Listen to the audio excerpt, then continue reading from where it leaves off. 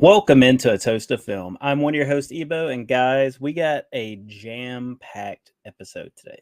We're going to be talking about Blink Twice. We're going to be talking about Mr. Snail's Pick of the Week, which this week is a double feature, and picking a new one, of course. But most importantly, we're going to be talking about Beetlejuice, Beetlejuice, because you're so smart. Stand up, bro. I'll think about your offer, let you know, but I prefer my chances down below.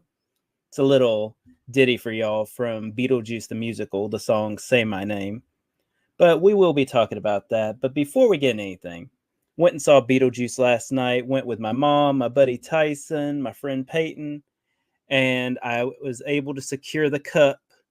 Got the Beetlejuice cup. I did the Bob head one from AMC. Dig it. And we're toasting with the controversial Fanta Beetlejuice Haunted Apple.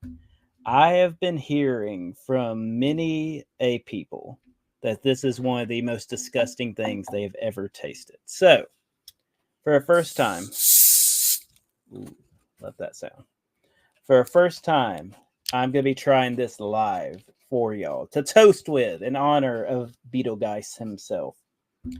I will say I do have a Mountain Dew Baja Blast on standby just in case this is as vile as people say it is. I don't want to keep that as the only thing. I'll give you this. It is very green. Like, absurdly green. Especially when you compare it to something like Baja Blast, which is kind of a light green. This is like Slimer green. All right. Oh. Let me make sure it's not my cup stinking. Oh. God. Haunted apple? Where did they get these apples? I'm a little scared, y'all. I'm not going to lie.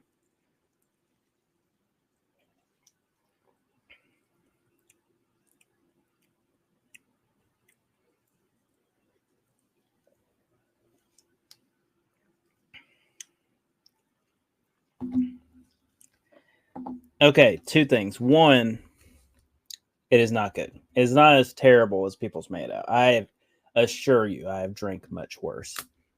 However, I will also say it's pretty bad. It's just tastes like some like nasty syrup. It doesn't even taste like a Fanta, which is delightful. It tastes just like a nasty syrup. But it's okay. We got our Baja Blast here. To the rescue. Oh, I still taste it in my mouth. Yeah, Haunted Apple. Pretty bad. 0 out of 10. Do not recommend. But I have drank worse in my time. But guys, since we've toasted with that, let's go ahead and get into Beetlejuice. So this is brought to us once again by Tim Burton. And reprising, we have Winona Ryder as Lydia Deetz, Michael Keaton as Beetlejuice, Catherine O'Hara as Delia Deetz. And then new people, we have Jenna Ortega as Astrid Deetz. We have Monica Bellucci as Dolores. Justin Theroux, Willem Dafoe, Bern Gorman, Danny DeVito round out this cast. I gotta say, going into this, I was like, oh yeah, Beetlejuice, original cast, I'm down for this. And I didn't expect too much, but I can go ahead and tell y'all, this movie is great.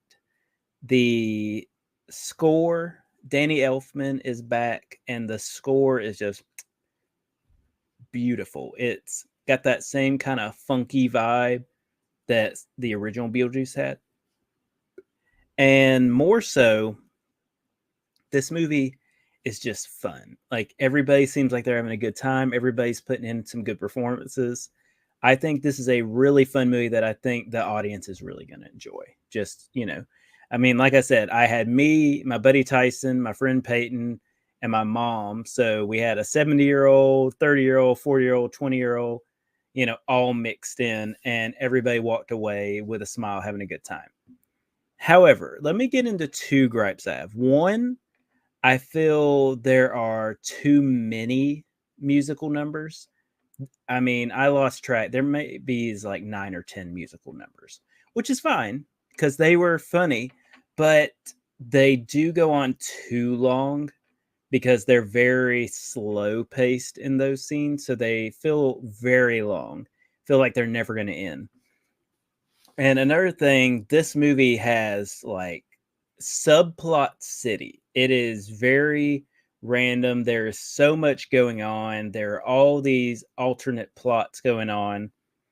So you do have to know walking into this, there's a lot of musical numbers and there's a lot of subplots. You might lose track if you try and figure out all the subplots. But Winona Ryder, Catherine O'Hara, I thought both were fine. Justin Theroux, as the comic relief, I thought was good. Old Bern Gorman, love to see him. Danny DeVito, love to see him. Willem Dafoe, really funny as a cop who was an actor that played cops, and now he's a dead cop, like in the afterlife. He was pretty funny. Jenna Ortega, I thought she was great. She really honed into the Beetlejuice, world. I thought she was good. Let me tell you though, Monica Bellucci, I thought knocked it out of the ballpark. I love when I see her in things because she brings a lot. She's one of these people where she could be the greatest, most serious actress, but then she'll get in this and she brings this, what's the word I'm looking for? She brings this respect of a serious actor or actress into a comedy, and it just works when she does it. She has one of the best intros I've seen in a movie where we're introduced to her character, Dolores, and it is so funny, and I really enjoy it. And she just has such a presence when she's like floating down hallways and like running up on people. She's like this soul sucker lady and just really good. I think Beetlejuice is a really fun movie that I think a lot of people are going to enjoy. I think the first movie is a better movie, better made movie, better movie overall. However, I think this one, because it is so zany and so much happening, I think this might have higher replay value potentially, because you could just throw this on a party and I mean, there's a billion things happening. So it'll be a good background movie. I would give Beetlejuice somewhere in the realm of a like 4.3 out of 5 cheers. I really enjoyed it and I hope y'all check it out.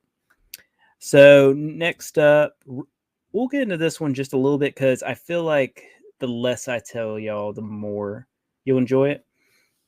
This is Blink Twice from Zoe Kravitz, and we got Naomi Ackie, Channing Tatum, Christian Slater, Simon Rex, Haley Joel Osment. So, really good cast from first-time director Zoe Kravitz. And I think this movie has some really cool ideas put into it. I think it has, a decently written story. I think it has good reveals, twist, whatever word you want to say. My issue is it just feels longer than it should be. And there are some little issues with some of the writing, timing, things like that. But I think this gives us a lot of hope for what Zoe's going to bring to us in the future. And I still enjoy it. And I hope y'all check it out because there is some mystery going on. So maybe you'll check that out with a group, see if y'all enjoy it, see who can figure out what's really happening. But I would give Blink Twice like a 3.3, maybe 3.4 out of 5 cheers. I think it's enjoyable enough and done decently enough that you'll have a good time with it.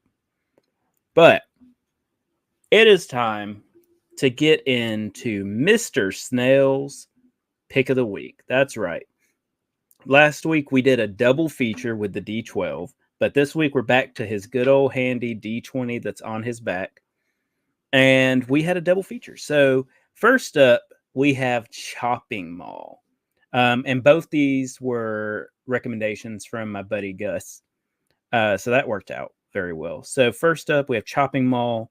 This is from director Jim Wynorski, who did Ghoulies 4, Raptor, Curse of Komodo, which are all films I like. I know very few and far between are you going to find anyone who likes any of those movies, but I actually love all those movies and have them on DVD behind me. And this movie, it's one I would never tell anybody is a great movie, but I personally love it. I think it's enjoyable. I think it's funny. And the cast, I think, does good. But none more important, I forgot she was in this because it's been a few years since I gave old Chopping Mall a rewatch. You know, I still remember picking this up at Kmart on DVD. But I had forgotten Barbara Crampton is in this, who she plays Susie. And Barbara Crampton, let me tell you, I had to learn something. Words are hard, y'all. I always tell you this. But Barbara Crampton in this, I had to remember, like, Barbara Crampton has always been beautiful. She's always been beautiful. She's always done great character acting. She's always just knocked it out of the park. I mean, back in the day, Chopping Mall, Reanimator, From Beyond, Beyond the Gates, Jacob's Wife. And I'll tell you this, and I'm not afraid to say it, Barbara Crampton has only gotten more beautiful as she's gotten older. Her and Jacob's Wife, her and Beyond the Gates, buddy, let me tell you, Barbara Crampton, incredible actress, love her to death. If she ever wants to be on this show, we will move a mountain to work around her schedule because Barbara Crampton is the best.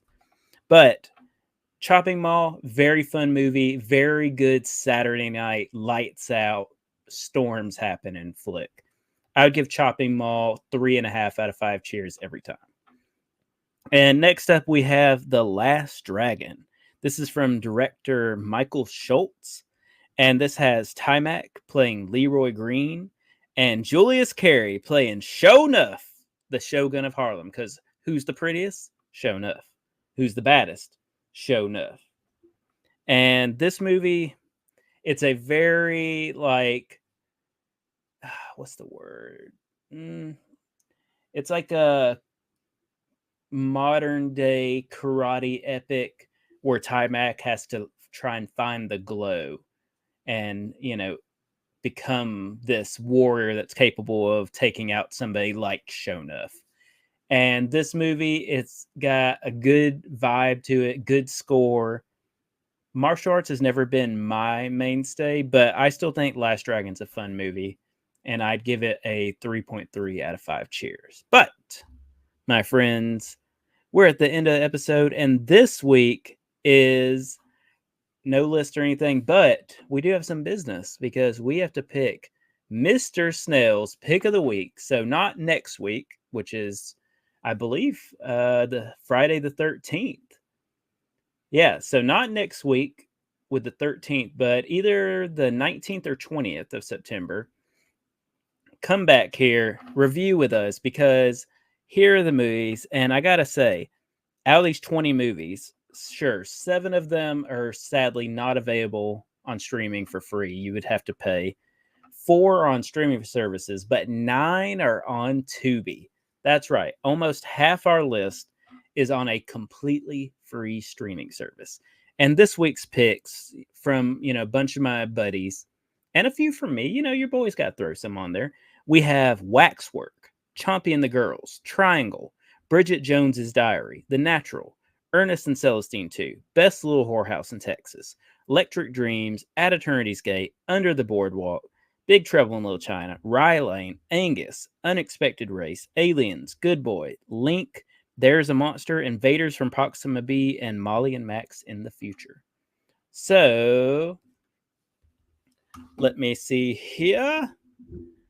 Tilt my mic a little bit for y'all. Oh, man, I tell you what, fate is on Gus's side because this is a movie that not only Gus, but also Trey has always told me to check out. So we will be watching, and it is available on Tubi. We will be watching Triangle. I believe this is from 2009, just so we make sure. Yes, Triangle from 2009 is our pick of the week. So come back with us in 2 weeks. Hear the review of Triangle. Tell y'all, check it out at home yourself so you can tell us what you think. But we're at the end of the episode. Hope you enjoy the reviews. Hope you check out Beetlejuice Beetlejuice. Maybe give Blink Twice a try. Hope you enjoyed Chopping Mall and Last Dragon if you followed along with us. And make sure to check out Triangle. But if you want to let us know what you think, what movies are you watching right now? What did you think of Beetlejuice, or anything else? There's so many ways you can check us out, but let me tell you these best ways. Check us out on Instagram and TikTok, A Toast to Film, all one word. Check me out on Twitter at film_toast, or check us out on YouTube. Just search Toast to Film. And from Trey and myself, we just wish you a good night and good viewing.